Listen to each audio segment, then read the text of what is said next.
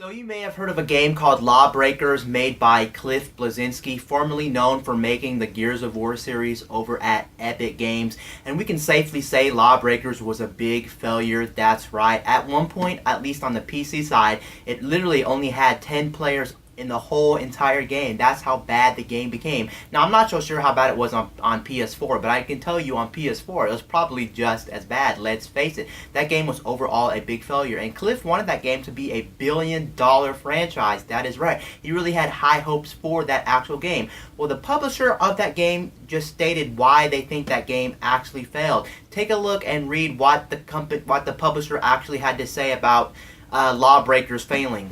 Our results in North America in the third quarter were below our outlook, mainly due to the sales from Lawbreakers being below our expectations.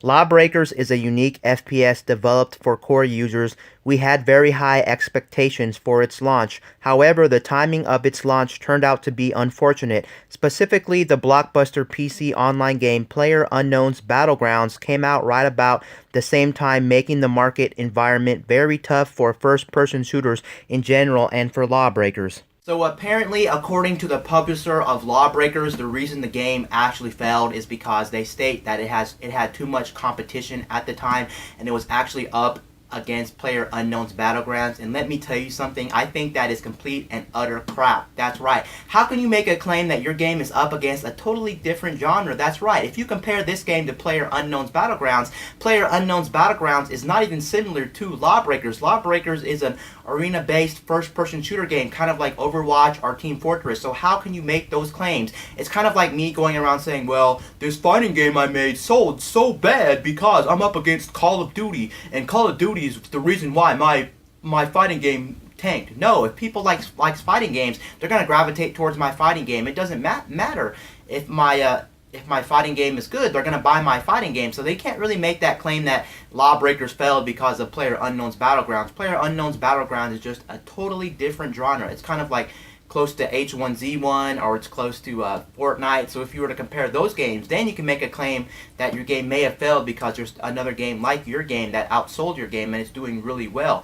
It would be okay if the publishers of this game actually came out and said, well, this game failed because Overwatch is doing so well and it's eating all of our competition. Now that is an accurate representation of why your game may have failed, but saying PlayerUnknown's Battlegrounds took your game out is not a fair thing to say.